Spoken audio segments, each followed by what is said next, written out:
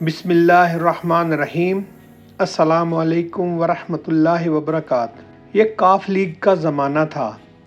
General Pervez Musharraf uniform میں صدر تھے اور شوکت عزیز وزیر اعظم تھے۔ میں اس دور کے ایک تگڑے وزیر کے پاس بیٹھا تھا۔ چائے کا کپ اور گپ شپ دونوں گرم تھیں۔ اچانک چپڑاسی اندر داخل ہوا اور صاحب کو ایک چٹ پکڑا دی۔ وزیر نے چٹ دیکھی، کرسی سے اٹھا، دوڑ کر پی اے کے کمرے میں گیا اور تھوڑی دیر بعد نون لیگ کے ایک سابق وزیر کو ساتھ لے کر واپس آ گیا۔ میں بھی مہمان کے احترام میں کھڑا ہو گیا۔ وہ صاحب جتنی دیر وزیر صاحب کے دفتر میں بیٹھے رہے، وزیر اپنی کرسی پر نہیں بیٹھا۔ اپنے ہاتھ سے انہیں چائے بھی بنا کر دی اور پھر آخر میں انہیں باہر گیٹ تک بھی چھوڑ کر آیا۔ میں نے وزیر سے پوچھا، کیا یہ آپ کے پرانے جاننے والے ہیں؟ اس نے ہنس کر جواب دیا، بالکل نہیں، میری ان کے ساتھ تیسری ملاقات تھی۔ میں نے کہا، آپ نے انہیں جتنی عزت دی، مجھے محسوس ہوا آپ ان کے پرانے جاننے والے ہیں۔ وہ دوبارہ ہنسا اور بولا، میں نے یہ عزت اسے نہیں، اس کے کریکٹر کو دی ہے۔ میں اس سے جیل میں ملا تھا۔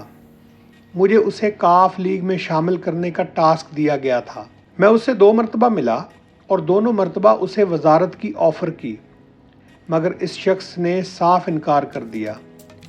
اس کا کہنا تھا، کیا گارنٹی ہے میں کمپرومائز کر کے باہر آؤں اور زندہ رہوں؟ میرے بعد میرے بچے اور میرے دوست میرے بارے میں کیا کہیں گے؟ وزیر صاحب کا کہنا تھا، میں نے اس سے کہا، اور اس کی کیا گارنٹی ہے آپ فوت نہ ہوں اور آپ وزارت کو بھرپور انجوائے کریں؟ اس کا جواب تھا، مجھے اگر وزارت مل جائے تو بھی میں اپنے خاندان اور اپنے لوگوں کو کیا منہ دکھاؤں گا؟ یہ لوگ ہو سکتا ہے میرے کمپرومائز پر کچھ نہ کہیں، لیکن میں روزانہ آئینہ دیکھوں گا اور آئینہ مجھ سے روز پوچھے گا، یہ تم نے کیا کیا؟ میں اپنے آپ کو کیا جواب دوں گا؟ چنانچہ میری طرف سے معذرت ہے۔ میں نے اس سے کہا، آپ اس انکار کے نتائج سے واقف ہیں۔ آپ کو لمبی سزا بھی ہو سکتی ہے، جائیداد بھی ضبط ہو سکتی ہے اور آپ ڈسکوالیفائی بھی ہو سکتے ہو۔ کیا آپ یہ نتائج بھگتنے کے لیے تیار ہیں؟ یہ ہنس کر بولا، میرے بھائی، ضمیر کی آواز سننے کی سزا ہوتی ہے اور میں یہ سزا بھگتنے کے لیے تیار ہوں۔ وزیر صاحب خاموش ہو گئے۔ میں نے اس سے پوچھا، اس کے بعد کیا ہوا؟ وہ شرمندہ ہو کر بولا، میں وزیر بن گیا اور یہ جیل میں رہا۔ یہ 3 سال بعد رہا ہوا تو اسے جیل میں رکھنے والے بھی اس کی عزت کر رہے ہیں اور میں بھی۔ میں خود کو اس کے سامنے چھوٹا محسوس کرتا ہوں اور اس فیلنگ نے مجھے اس کے سامنے کرسی پر نہیں بیٹھنے دیا۔ اس کے ساتھ ہی وزیر صاحب خاموش ہو گئے۔ وہ دور ختم ہو گیا۔ جنرل پرویز مشرف کی یونیفارم بھی اتر گئی اور کاف لیگ بھی تتر بتر ہو گئی۔ حکومت کے ساتھ ہی اس وزیر کا سیاسی کیریئر بھی ختم ہو گیا اور وہ ملک سے باہر شفٹ ہو گیا۔ تاہم جیل برداشت کرنے والا ایم این نے دوبارہ منتخب ہوا، وزیر بنا اور مسلسل بنتا رہا۔ میں آج جب وہ واقعہ یاد کرتا ہوں تو میں اپنے آپ سے پوچھتا ہوں، فائدے میں کون رہا؟ وہ جس نے کمپرومائز کرنے سے انکار کر دیا تھا یا پھر وہ جو 2.5 برس کی وزارت کے ہاتھوں بک گیا؟ میں آج بھی یہ سوال پوچھتا ہوں تو مجھے بے اختیار پی ٹی آئی یاد آ جاتی ہے۔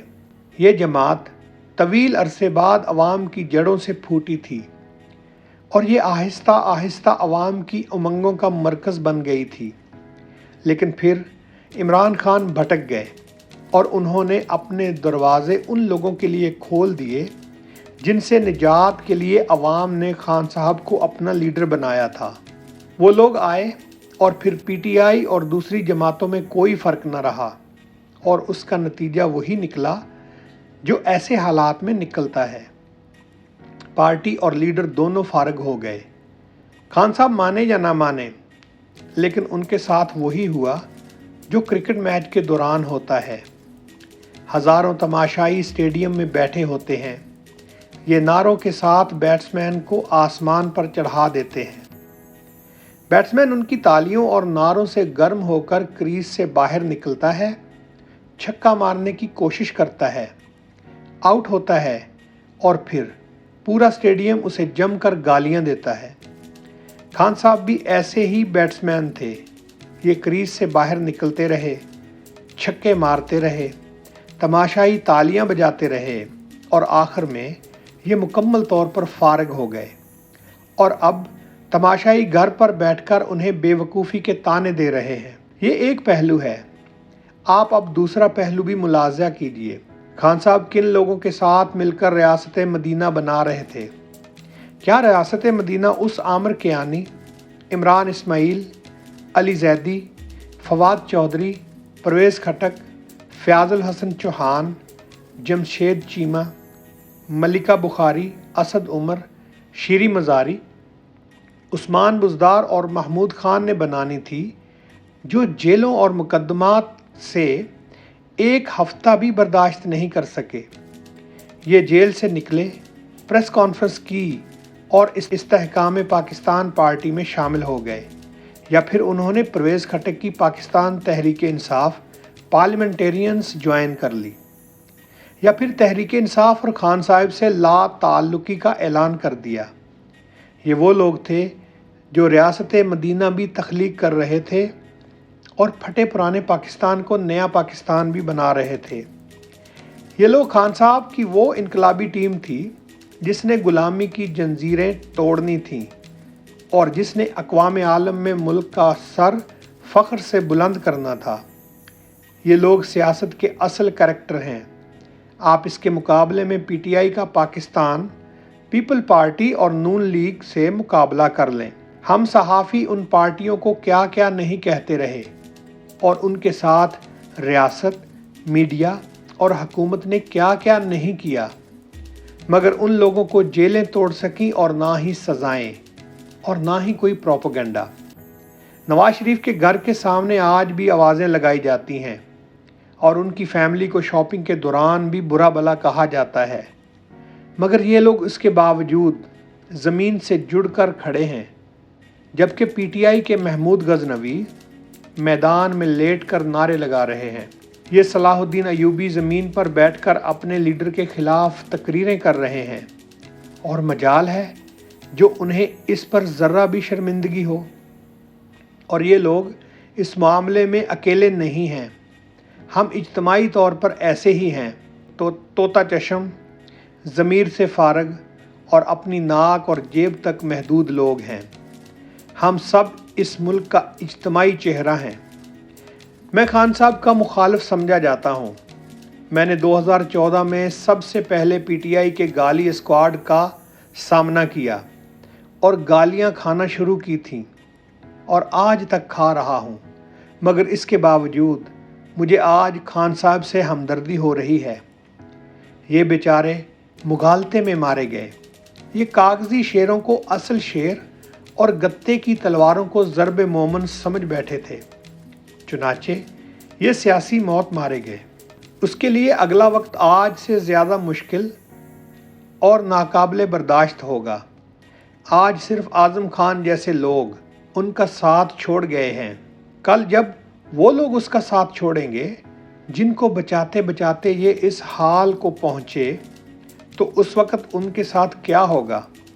کاش یہ 2021 میں جنرل باجوہ کی بات مان لیتے اور اپنی پارٹی پر توجہ دے دیتے، یہ جینون ورکرز کو آگے لے آتے، یہ انہیں ٹکٹ دیتے، ان کی سیاسی پرورش کرتے، یہ 2022 میں قومی اسمبلی توڑ کر الیکشن کروا دیتے، یہ تحریک عدم اعتماد کو مردوں کی طرح برداشت کرتے اور اپوزیشن لیڈر بن کر آج 2 صوبوں میں اس کی حکومت چلاتے، سینٹ میں اس کی اکثریت ہوتی اور صدر بھی اس کا ہوتا، تو آج کیا سیناریو ڈیفرنٹ نہیں ہوتا؟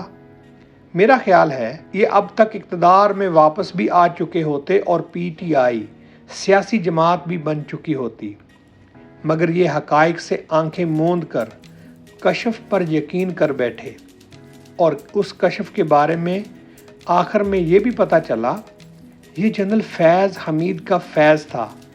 بہرحال جو ہونا تھا ہو گیا۔ خان صاحب کو اب بھی عقل کے ناخن لینے چاہیے۔ یہ جیل سے بچنے کی بجائے مردوں کی طرح اس کا مقابلہ کریں اور ان لوگوں کی عزت کریں جو اس عالم میں بھی اس کا ساتھ نہیں چھوڑ رہے۔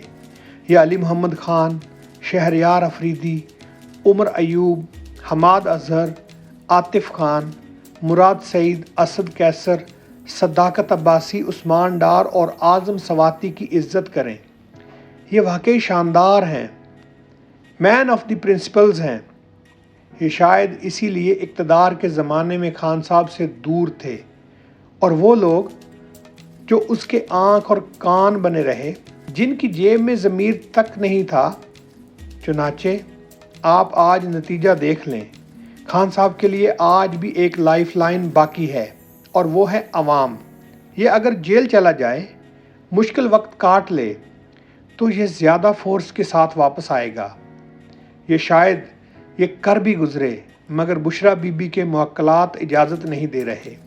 لہٰذا سیاست کا گلیشیئر بے وقوفیوں کے سمندر میں پگھلتا چلا جا رہا ہے اور تبدیلی کے خواب روزانہ کی بنیاد پر ٹوٹتے چلے جا رہے ہیں۔ شکریہ دوستو، ہمارے چینل کو سبسکرائب کریں، ویڈیو اچھی لگی تو لائک کریں۔ السلام علیکم ورحمۃ اللہ وبرکاتہ۔